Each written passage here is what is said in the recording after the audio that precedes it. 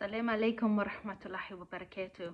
I hope that your fasting is going very well and smooth, and you're getting into the feel of Ramadan if this is your first time. If you have any questions, send them below in messages and I can respond to you and be there for you in any way that may serve you. Today we're going to go through the second juz of the Quran. So the Quran is broken up into 30 parts, and throughout Ramadan we try to read one juz per day. So this is the second part of the Quran, which starts from Surah Al-Baqarah 142, I believe, to 252. And I'm going to give you the summary of the lessons that we take from all these ayahs of the Quran. So the theme, the main theme at the beginning is changing the Qiblah direction. So at the beginning of, before this moment, the Muslims were praying towards Masjid Al-Aqsa.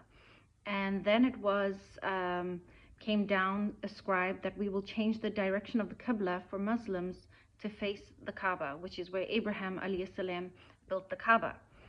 So the lesson to be learned here is our submission to God's will. So even if God tells you to do something, we obey. Yes, we submit, we obey. God says change the direction of prayer, we change the direction of prayer.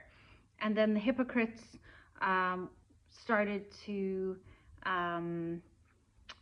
argue and not want to change the direction. So faith is showing your submission to Allah and the will of Allah, regardless of what is the command. And despite if people criticize you or oppose you, you follow the rules of Allah first and foremost. The next thing that came up was the concept of righteousness, true piety. It wasn't about which direction you're facing and praying. It's your sincerity to obeying.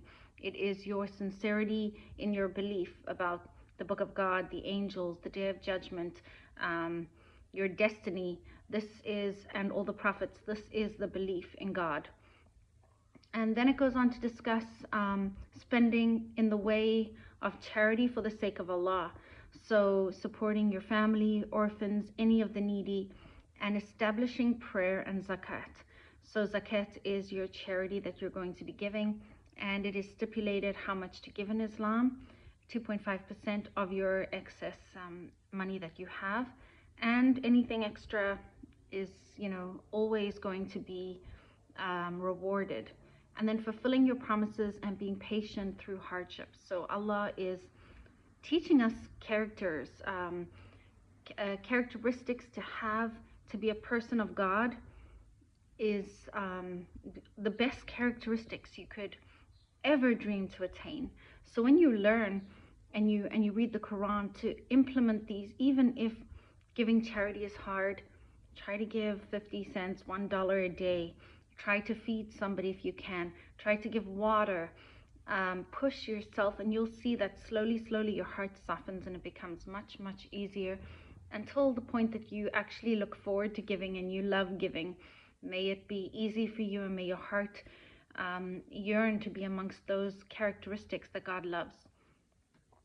So action, faith is not just about saying I believe in God. It's your actions, it's your belief, it's your showing through fasting, through prayer, through zakat, through helping people in the community. This is going to encourage you to have a stronger character of the qualities that are the people of piety.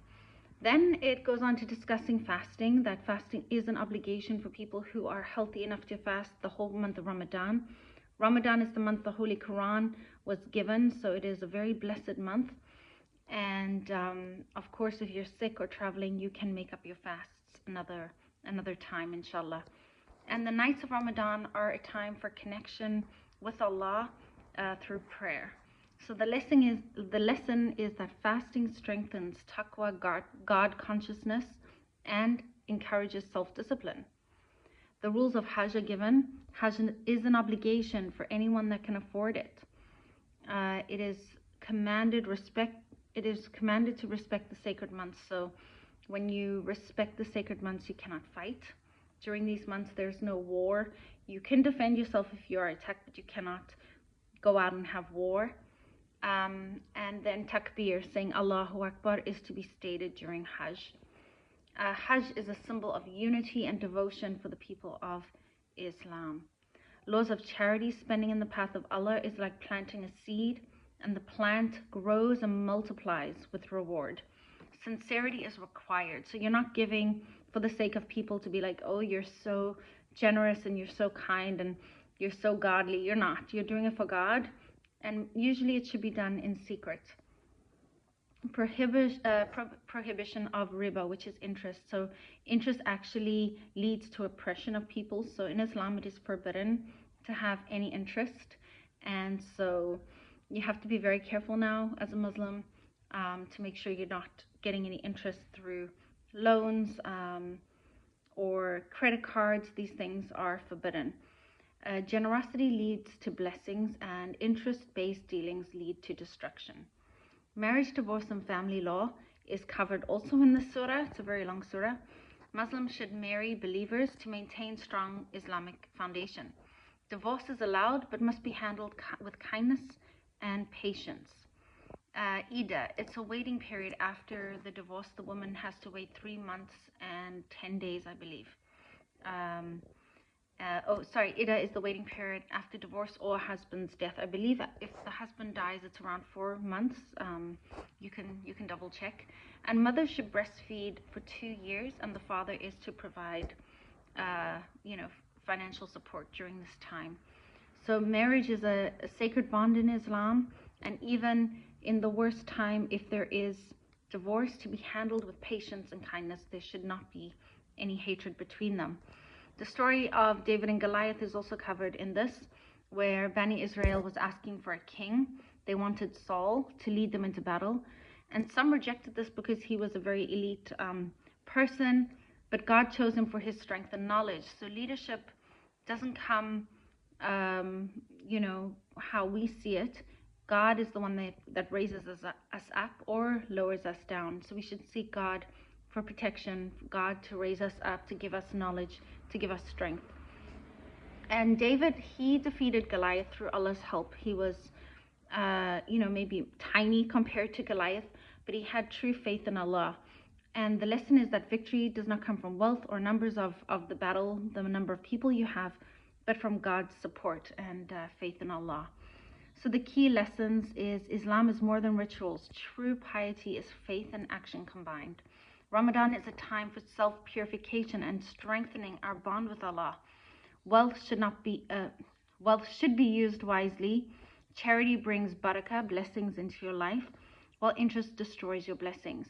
Marriage and family life should be based on love, respect, and Islamic values. Strength comes from faith, not power or status. Thank you for listening. Jazakallah khairan. Let me know what you gained. If there was anything that I didn't cover here that you really connected with, a certain ayah that speaks to you, let me know, and I would love to hear from you. Thank you. Jazakallah khairan.